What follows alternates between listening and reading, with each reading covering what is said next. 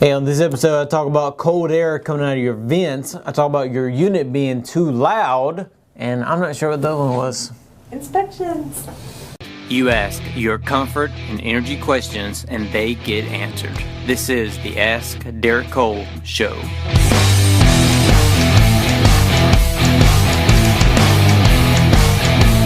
Hey, this is Derek Cole. Welcome to the Ask Derek Cole Show in episode 58.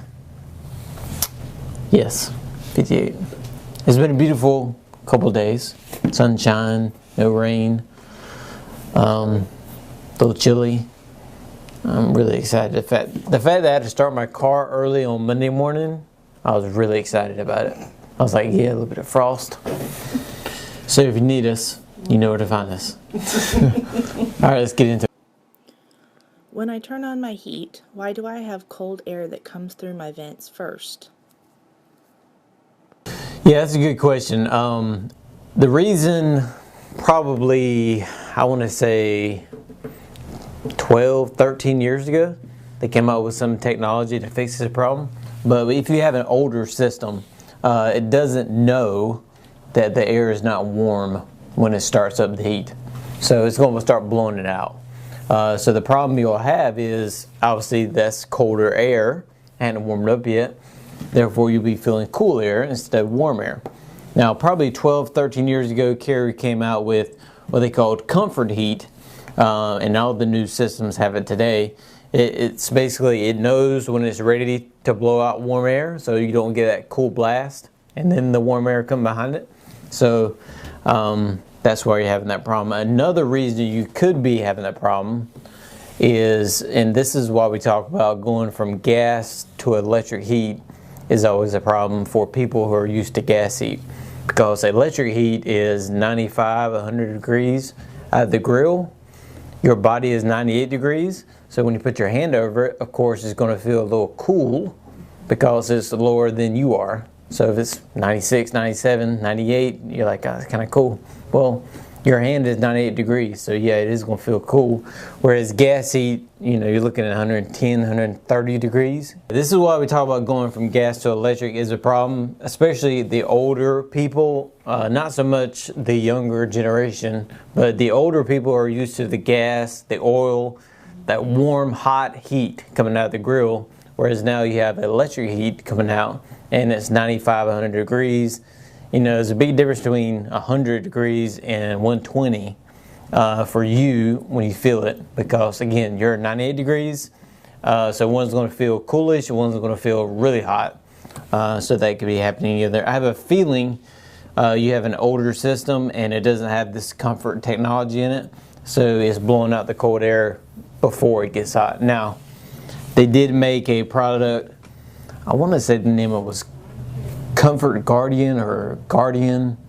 Anyway, it was an accessory you could put with these older systems to basically warm the air so you wouldn't get that cool blast. But of course, nowadays, all the newer systems have it. Like I said, Carrier came out with it 12, 14 years ago, called Comfort Heat, to make you more comfortable. And that was a long answer to that very small question.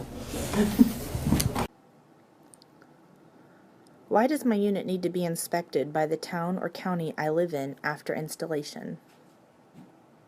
We pull permits on every install we do because that is what the state law requires for us to do. And if you read your insurance policy, it's going to be what they require you to do. They don't want anybody working on your house that is an unlicensed contractor and then not get it inspected by the code enforcement department of that city or state, county, whatever you have. So it's really about safety too. I mean, yes, that has to be done, but then again, yes, we have been installing stuff for 60 plus years, but you want to make sure it's up to code, it's up to energy standards, it's done correctly. You have a third set of eyes looking at it, a third party looking at it and saying, yes, it's good to go, or no, you need to do this and this to bring it to code. Because a lot of code things are really energy and safety items that need to be paid attention to. And hey, we're not perfect. We make mistakes. We got to go back and fix things every now and then. We try not to, but me and this company, you always want a third party to come behind you and look at it to make sure it's done right. And two, if anything were to happen and your homeowner's insurance said, hey, who was working on your house? Hey, it was this contractor. He got this permit. It was inspected here.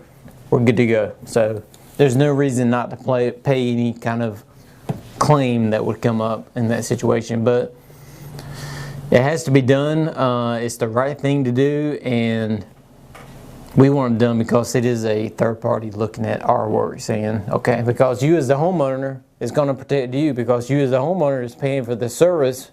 But then again, did they install it correctly? Did they install it the way it should be installed in 2015, 2016? And that's where they come in. We often entertain people outside, but when our unit comes on, it is very loud. Is there anything we can do to help this? A lot of the basic value systems have a louder than normal compressor. Now, when you go to a higher end product, they put around that compressor what they call a compressor blanket to actually stop some of that sound from getting out. So you can install a compressor blanket on that unit to make it a little quieter. So that's probably what I would do in that situation. If you don't want to turn it off and you don't want to be uncomfortable inside, even though you're outside. So I'm not really sure the whole dynamics here, but compressor blanket will quiet it down. That is a guarantee. And two, like at the high school, units start making a lot of noise. Sounds like rocks are in the compressor. Like when it comes on, you're like, okay, we probably have a problem. So if it's really loud and sounds like a grinding noise, then get it checked out to make sure everything's fine. If it's normal operation and it's just loud, then get a compressor blanket. Get your contractor to install that, and it will quiet it down a little bit. But the higher end products, the 16, 18, 20 Sears, they have this. They have a sound blanket to prevent this noise so much from happening. If you could only take 5 possessions with you, what would they be? We're not talking about family as possessions, right? No, you get to keep your family, for better or worse. 5 possessions I would keep. We'll probably go with the phone as number 1. I'm getting a bunch of hearts here on Periscope. Keep the phone. Phone would be 1. I would say